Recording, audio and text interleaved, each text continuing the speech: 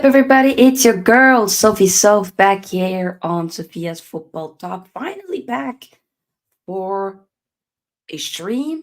Been a few days, but we're here to, which technically was supposed to be more so in Q&A, but I decided let's do some football news, talk about some latest news around this footballing scene, such as Martin Ødegaard injured in the Nations League game against Austria for Norway, uh, right before the North London Derby, which will be played this Sunday. Um, a big miss for Arsenal, 100%. So we got to talk about that. Chelsea's civil war with the ownership being a mess, the whole club being a mess from top to bottom, literally. And of course, as well, Eberechi Eze to Man United. And potential more other news. But if that sounds interesting to you, then make sure that you like this video, subscribe on this channel as we are on the road to 5K subscribers, and indeed join the SFT membership, another way to support the channel grow. And if you want to win a football kit of your choice, then join my FBL league with a chance to win a kit of your choice. Link and code will be in the description box. And let's get into it. Pick up Bart. Yeah, I'll do. Okay, S is a good player, but he's 26. I don't know why he keeps saying soccer. Are you not from Bart? Are you not British? Hmm. Where you from, Bart? I always assumed that you were from the UK, Bart. Eh. There's no guarantee that he will thrive at a big club or Thursday night. I see what you did there, jerk. Getting Wirtz Musiala is better than getting rinsed by Palace for him. The thing is, though, there is a release clause, which we will talk about. Uh, I used the word soccer as there's a character limit on YouTube. Oh, okay. Didn't think about it, but all right. Eberechi Eze has a 68 million release clause that will become active at the end of the season. And Man United are one of the clubs considering a move. I mean, personally, I would love to get me an Eze. Eze will be wonderful. The fact that no club, because he still had that release clause also this, you know, last season or by the end of last season and right before the season start, I'm pretty sure like sometime in July that release clause was still active. So it is a bit interesting that nobody, not even Spurs, Arsenal, Arsenal could have probably have made do with a player such as Eze now that Ødegaard is injured. And me as well, yeah. The guy's what, 26 years old, but I think that he would need a bigger move. He's done wonderful with the Crystal Palace, but I think from where, with all due respect, with where he probably would want to go and with his talent, I do think he should be going to another club, in my humble opinion. You see, with the Michael Olise, who left to join Bayern this summer. I'm not saying that Eze would be going outside of the UK. I don't think he'll go outside of England.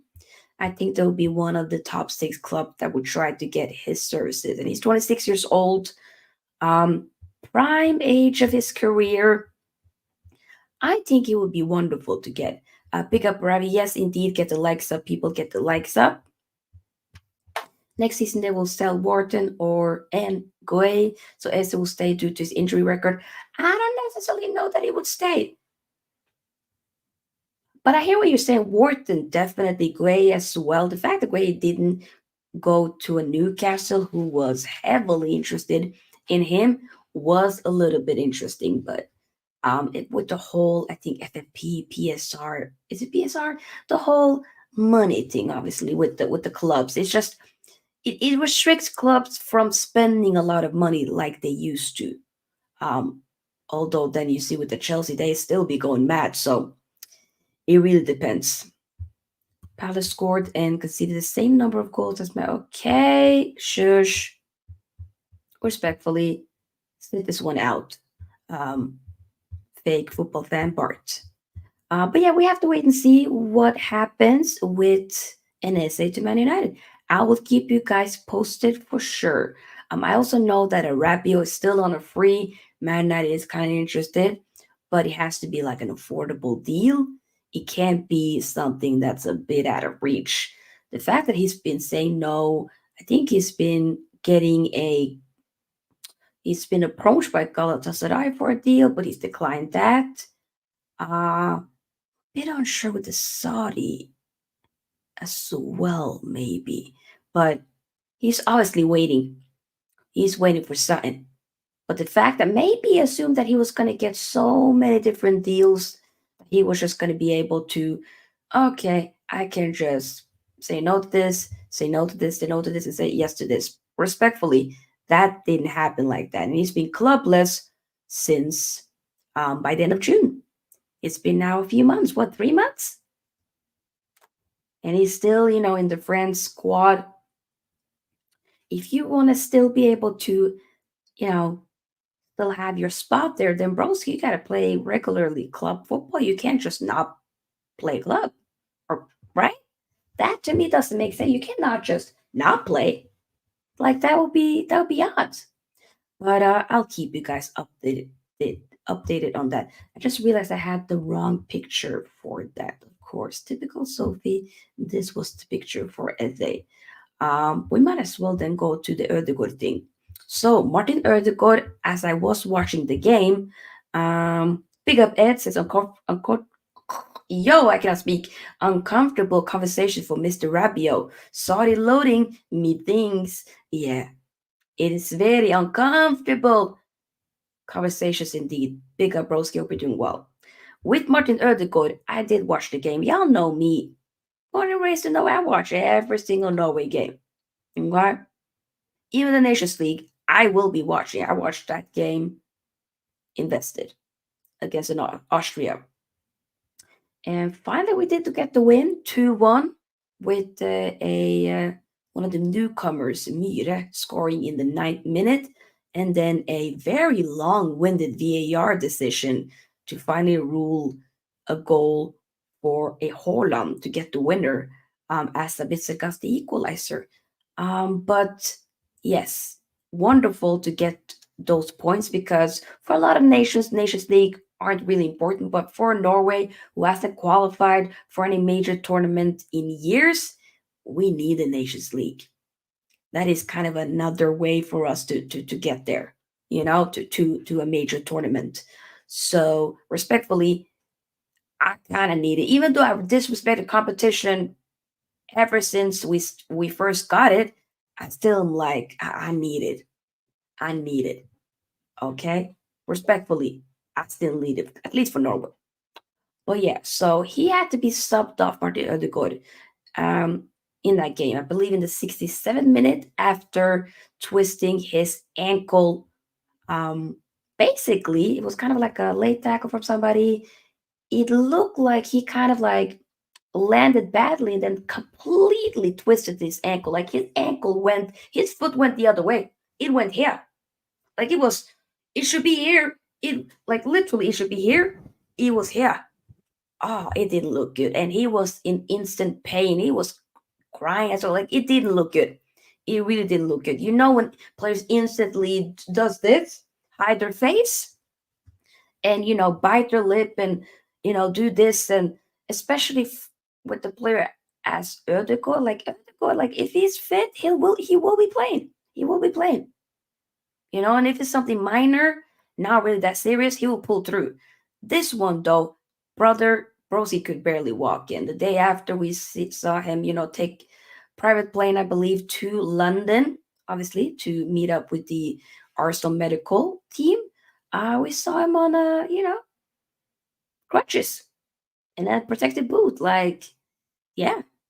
And it was reported by basically VG Sporten, which is a Norwegian uh, news outlet here. They basically have like some info from the Norwegian NT doctor on Martin Ødegaard's injury. Injuries like this take minimum 3 weeks. Everything else is a bonus. They're investigating the MR now. There is probably no breach in his foot, which is what he's been told. But respectfully, Guy will be missing the North London derby, and they already have a Declan Rice that will be out due to, of course, sustaining a second yellow card in the last game against Brighton. Um, they kind of in trouble. They kind of in trouble because let's be honest, who in that Arsenal team really can do what Ødegaard can do? Nobody really. I think maybe the closest one potentially could be a Trossard that if I was an Arteta, I would slot Trossard in, you know. But this is just more and more reason to why they should have spent more in the window. And of course, let's be honest, nobody could have, you know, predicted that Calafiori, the new center back, was going to get injured, and Mikel Merino was going to get injured as well by his teammate Gabriel. Like nobody envisioned that to happen. So of course, you just had a lot of bad luck at the same time, unfortunately. But that still doesn't mean that you still didn't need more players. They should have gotten another. To me, they should have gotten a striker. We have to wait. But they will be very heavily weakened when meeting a Spurs. And even though Spurs, it looks that Bissouma himself is injured as well, so you never know.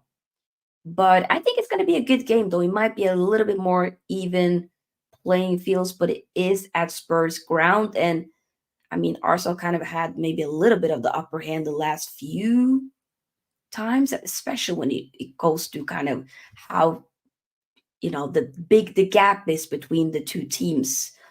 As Arsenal been top two seasons in a row, and Spurs been kind of quite outside of it, side of top four, and yada yada yada. But hey, I think it's going to be a very interesting game. But speedy recovery for Ødegaard, because Ødegaard probably would be maybe very doubtful for Norway's next international game already in a month from now in October. I think they will try to ease him back.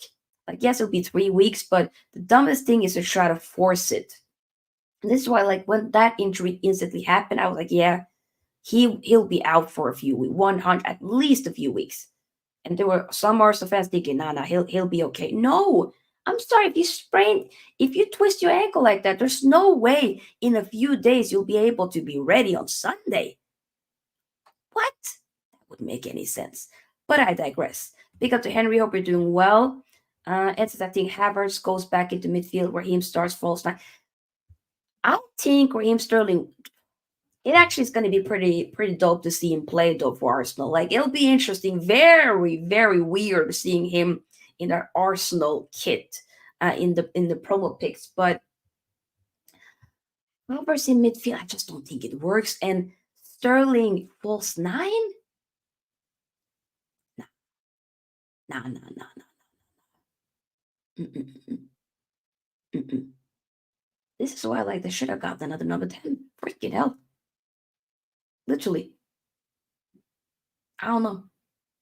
Rather than see Sterling in false nine, or no, you have Havertz up top, Sterling on the left, and you have Trossard in the middle. I think that's what they should be doing. Not all, but some Arsenal fans are blaming Norway for this in international football in general. I think this is, you can't sit there and he's Norway's captain. I'm sorry. He's our captain. He will be playing games. Then you can't, like, what I can blame, what I can understand with the international football, with the amount of games. I don't understand how we're 3 games into the season and we're then having the international break. That to me doesn't make sense. I think it should be 6 games in and then you have an international break. Did it always used to be this early? Because I can't remember. I mean, obviously, this last season, the season before that, but I'm thinking, like, let's say 5, 6, 7 years ago, post COVID, pre COVID, no, not post, pre COVID, did we used to have this many international breaks? Let me know in the chat. Because I do think it's quite mad to me having this many international breaks and this early as well. But to be fair, I just can't sit here. Maybe it's a Norway bias, but I can't sit here and blame Norway. Guys, he's the freaking captain. If he had a knock or something prior to it, then Arsenal should have taken him out of that and said no. But to be fair, he wants to represent his country. He's like, let's be honest. Okay, Norway, like these guys. Last time Norway was in a major competition like the Euros, World Cup, was in the year 2000. Okay, I'm pretty sure Holland wasn't even born yet. It was a few months before Holland was born. That is a lot. Okay, 24 years ago, I was five. I was five. I'm gonna be 30 in literally 5 months. So, respectfully, for us, it's a bit important. But hey, I digress. Pick up Paul, pick up Rajat. Who are they playing versus the next North London derby? They play Spurs. Don't think Arteta isn't through with that Havertz midfield experiment, in my opinion, especially when everyone is back fit. Don't be shocked to see him in there with Ødegaard and Bryce Lone 6. Are you saying when Ødegaard is back or what? If Sterling scores a dozen and Arsenal win the league, will he be a Premier League legend? That is a good question. If Sterling scores a dozen, I mean, if he's a big part of them winning a Premier, he's won multiple Premier Leagues with the Man City. I think sometimes Sterling, even I have had my share of kind of, I don't want to say hate, but agendas towards a Sterling. But even I could be like, I think after like the Euros 2020 or 21, that's when I was like, nah, nah, nah. He's a great player. Just haven't been his best, ever since he left City, or at least the last season for City. Why is Sterling hated by the fans of England's biggest club in Man City? I mean, I don't hate him. Holland has much less goal scoring output when De Bruyne is not going to be there to help. Huh?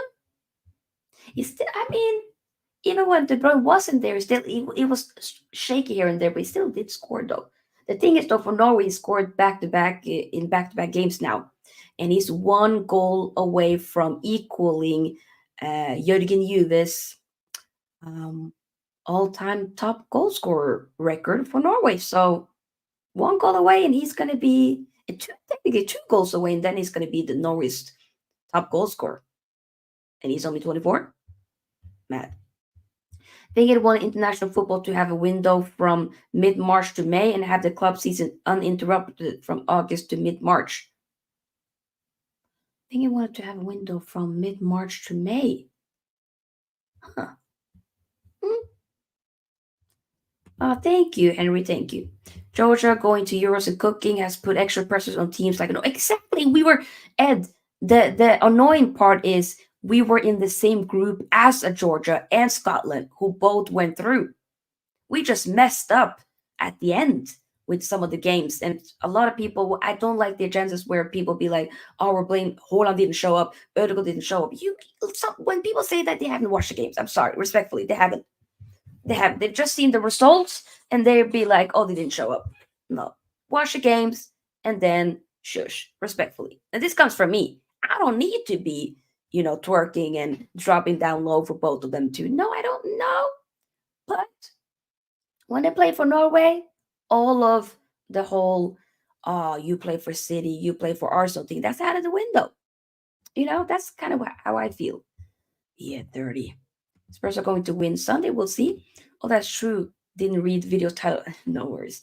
Who are the 3 best Norwegian players in Premier League? I think it's Riise, Haaland, Ødegaard, and Ole.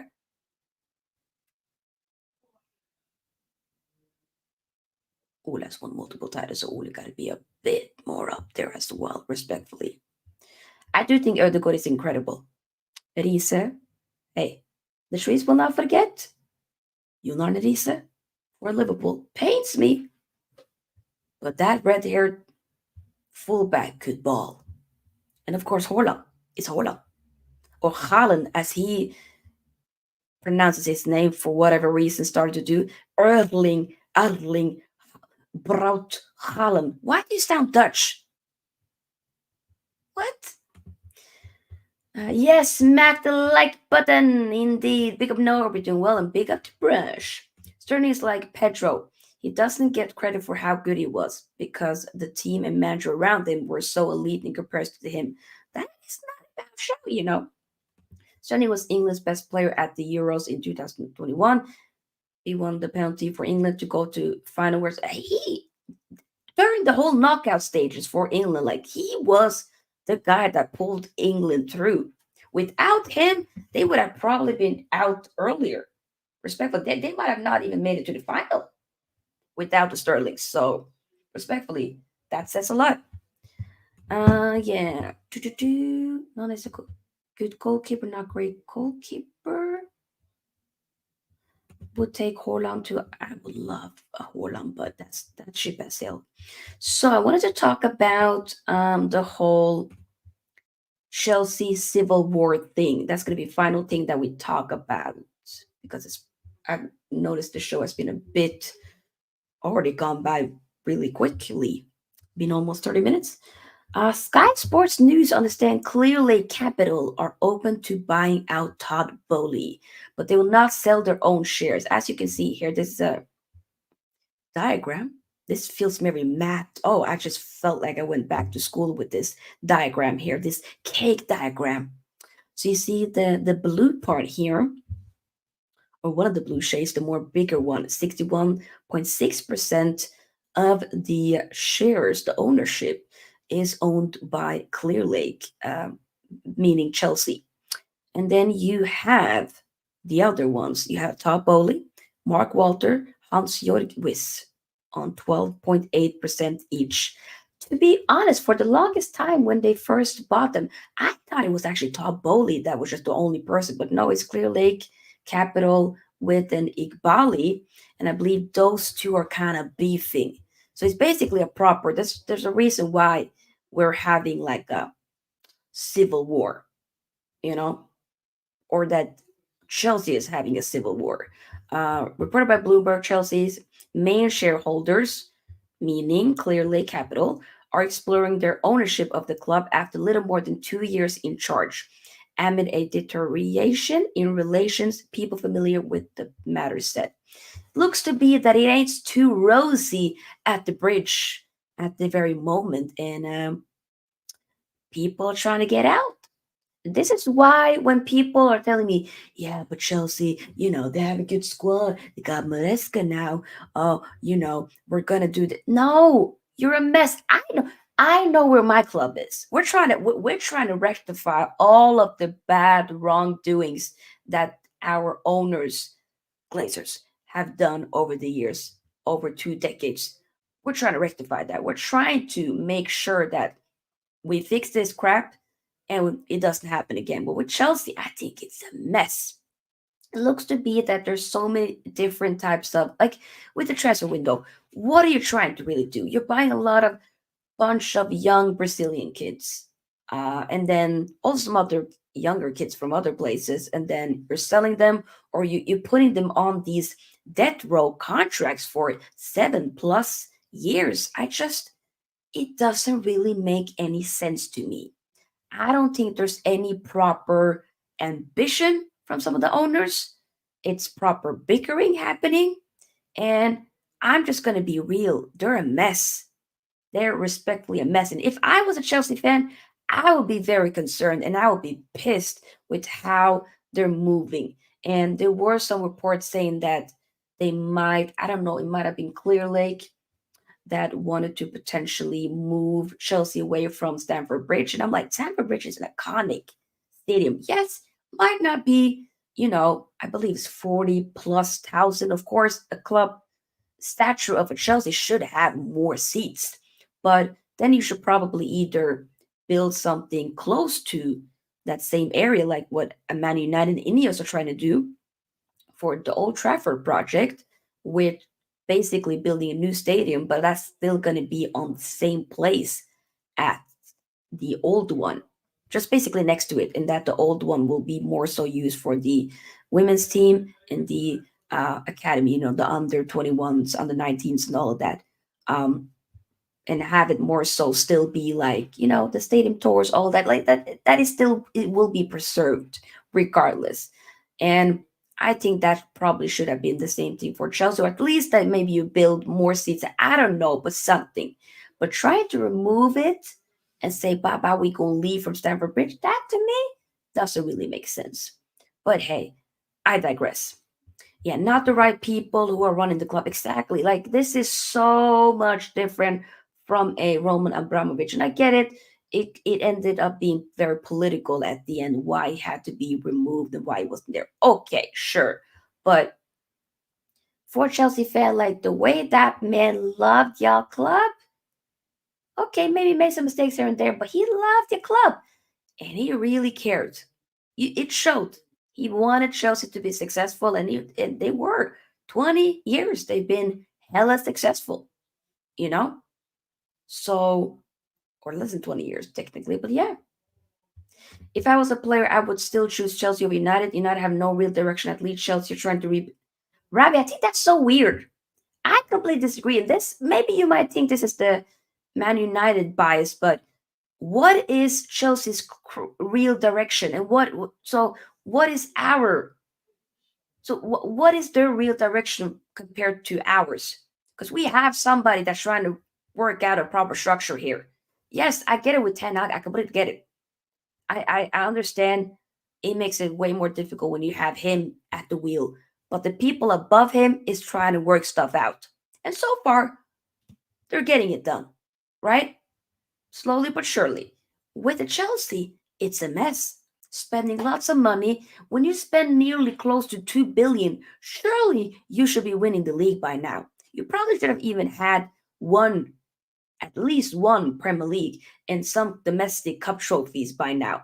It's been 2 years and they spend so much money. And you're telling me that they got more of a real direction compared to Man United? Yeah, the only reason why you are saying that you would pick a Chelsea over Man United is because of you basically being a Liverpool fan and you wouldn't be playing for United. Of course, I wouldn't too be playing for Liverpool. I would never play for your bozos. Never. Cry me a river. How has it taken this long to realize that Bali and Boli want two separate models for the club? Exactly. They want two separate things. They are not on the same wavelength. Not at all whatsoever. They're just not at all. So that's something that they gotta sort out, either buy somebody out or I don't know, but I'm pretty sure there were reports saying even when they were even when they bought a Chelsea, that within the next few years that they probably would be selling it. So they looking more so at Chelsea for making a profit for them. That's what it is. It's just money. Sorry, respectfully. Some of them, they do not care about the club. Respectfully, sorry to break it to you, Chelsea fans, but they don't care about you like that. They don't. So if I was you, I would push to get some new owners in. I would protest and protest and protest and protest. If you can't be there physically, which that's fine. I don't always like to be in physical demonstrations, stuff like that, but I like to protest in other ways. Sanctions in other ways. Don't buy from that company. Um, you know, write petitions, send money here to different companies. There's lots of different ways to demonstrate. Doesn't always have to be you have to be there physically. You know what I'm saying? Who is that? No, I'm just talking about Chelsea's ownership, Rajat. That they're just a mess. That's literally what I'm talking about. But yeah, I think that's it with that. I will probably most likely be live again tomorrow. As I was supposed to do a Q&A yesterday and then didn't do it today. We might do it tomorrow or we might do a call-in show. I'm gonna see what I end up doing once I plan some more content. And if I don't go live tomorrow, then I'm gonna see if I can post a video as I did film a special video yesterday, and I think you guys would like it. football players who you forgot played for these teams. That's the video that will be coming up. I'm gonna try to edit it tonight. If I able to do so, then I'll post it tomorrow, and then we'll just do the United or sometime the United match preview for Friday. But yeah, big up one of our I was about to say one of our subscribers. Well, I cannot speak. One of our members, man like Will, Arsenal fan who's been on the channel before. Big up to you. Hope you're doing well. Big up. Yes, indeed. Smash the likes up. Where is there no FFP for Chelsea? Good question. Does Chelsea have the best accountants in club football? They ain't showing it. Liverpool will always be okay. You know that the funny part is like we're just one trophy away from having as much trophies as you. And you had 10 years head start. How is it not? The more I think about it, you know what? It's a bit mad that Liverpool, we've had 10 years of Man United not being up. 10 years where Man United have not been much. Not been much. Downfall for 10 years. And Liverpool could make that gap bigger. You couldn't win a couple of more Prems. You couldn't surpass our league titles. You couldn't make sure you won more Champions League, more domestic cups. No. Instead, we're one off. One off. What the hell did you do for these past 10 years? That to me doesn't make any sense. And here we go with the UCL tax. I get it. When it comes to UCL, we can't touch you. Not at all. Half of it, but we can't touch you. But I'm talking about the funny thing is you're mentioning instantly in UCL. Okay. I'm talking about the trophies overall. Respectfully, we're one off. So I'm just letting you know. Don't let us win another FA Cup. Don't let us win another FA Cup. And you not do it. And we then have the same amount of trophies. Don't have us do it. Don't let us win a Europa League. Don't do it. Don't do it. Charity Shields. Come on. Come on. If we count our Charity Shields, then we counting yours as well. I don't even talk about who mentioned Charity Shields. I'm talking about if they're in there, they're in there. Come on. Now you're just being petty, Bart. Now you're just being petty. Come on now. Respectfully. Ravi, we've all had our moments. Y'all had the 70s and 80s. We had our 90s, the 90s. We've had it. Also had the 60s. Don't you worry. Don't you worry. Take the 50s. Don't you worry. Don't you worry. You need a time ban for that. Because I'm not having that. Bun Soonest. Bun him. The disgrace of a man. But yeah, guys, I will be back tomorrow. As I said. Either with a live stream or a video. But yeah, we'll have to wait and see. But if you're subscribed and you have on the notification bell button, then you shouldn't be worried because you'll be notified when I am live or when I posted a video. And I've been posting a lot of YouTube shorts, so yeah. Big up to says Ahmed Abramovich shall buy Chelsea.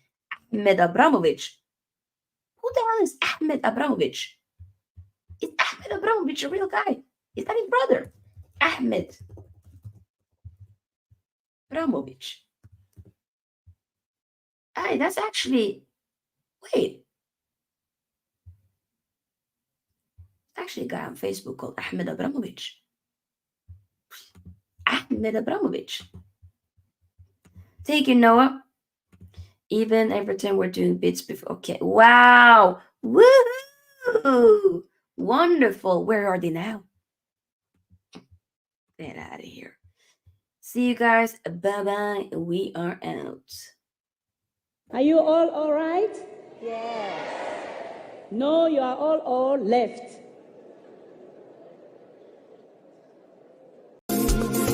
That's what